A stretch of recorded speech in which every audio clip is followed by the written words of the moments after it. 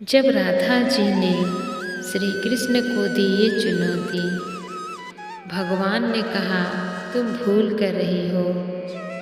जब भक्त को अपना भगवान के सिवाय और कुछ नहीं दिखाई देता, जब उसे अपने भगवान से इतना प्रेम हो जाता है कि उसे अपना भी भान नहीं रहता कि वो कौन है, तब वो अपने असली स्वरूप को ही भूल जाता है।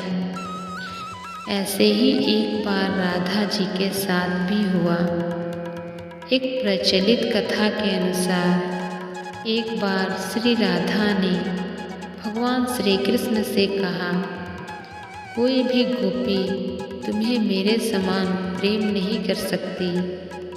भगवान समझ गए कि राधा जी उनके प्रेम में अपने वास्तविक स्वरूप को भूल गई।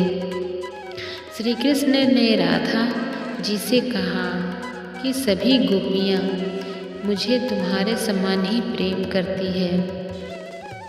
यह सुनकर राधा जी को क्रोध आ गया। उन्होंने श्री कृष्ण को चुनौती दे डाली। उन्होंने श्री कृष्ण के चारों ओर एक रेखा खींचकर कहा कि तुम मुरली बजाओ, और मुरली की आवाज़ सुनकर जो भी गोपी तुम्हें मेरे समान प्रेम करती होगी, केवल वही इस रेखा के अंदर आ सकेगी, नहीं तो इस रेखा को छूते ही वो भस्म हो जाएगी। श्री कृष्ण ने कहा ठीक है। उन्होंने मुरली बजाना शुरू किया। उनके मुरली बजाते ही सभी गोपियाँ अपना अपना सब काम छोड़कर उनकी तरफ खींची चली आने लगी। सभी गोपियाँ उस रेखा के पास पहुँची। श्री राधा जी ने देखा कि सभी गोपियाँ उस रेखा के अंदर आ गईं और किसी को भी कुछ नहीं हुआ।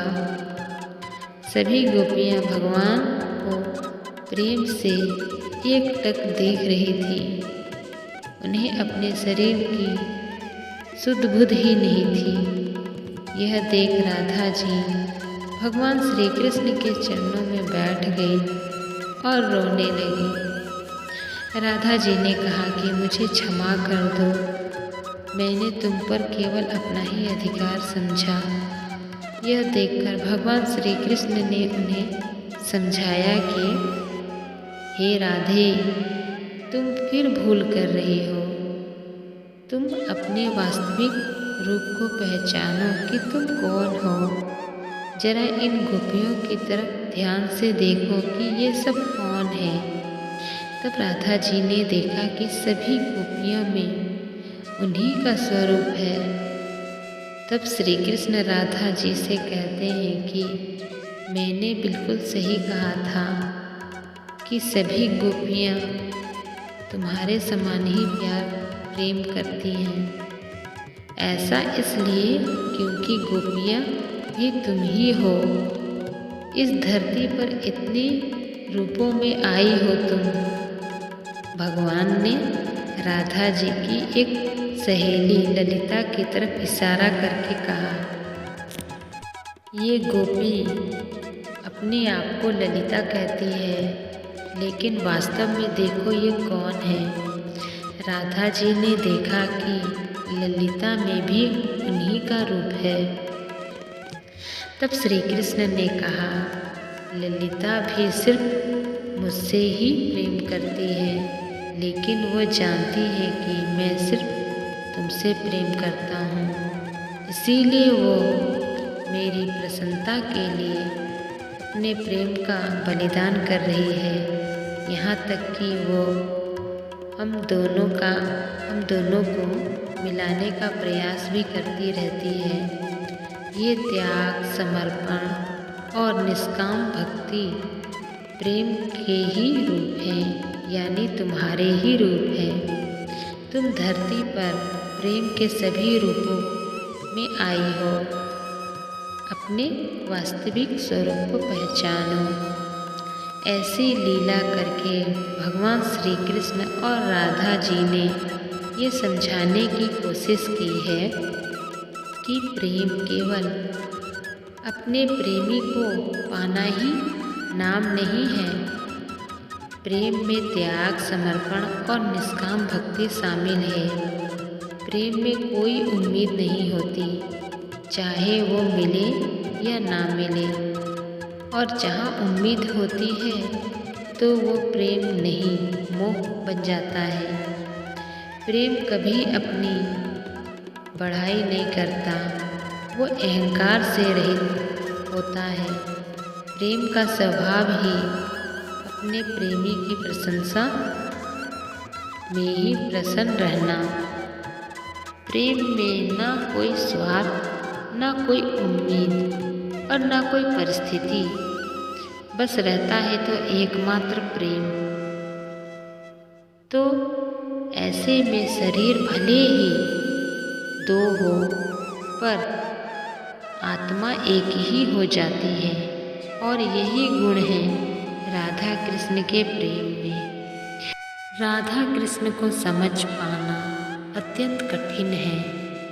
राधा जी अपने एक रूप में भगवान के हृदय स्वामिनी बनकर उन्हीं के साथ रहती हैं, तो दूसरी ही रूप में अपने प्रेम का बलिदान भी कर रही हैं। श्री राधा जी के हृदय में केवल भगवान श्री कृष्ण का ही वास है। वे एक क्षण के लिए उनसे अलग नहीं होती। लेकिन जब बात संसार और मानव जाति के कल्याण की आती है तो वह श्री कृष्ण को अपने से दूर जाने को भी स्वीकार कर लेती हैं।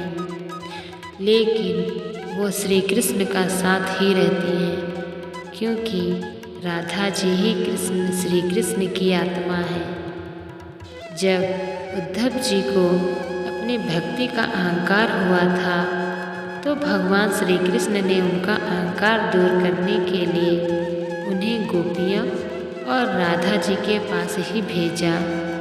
राधा जी के दर्शन से उद्धव का उद्धार हो गया।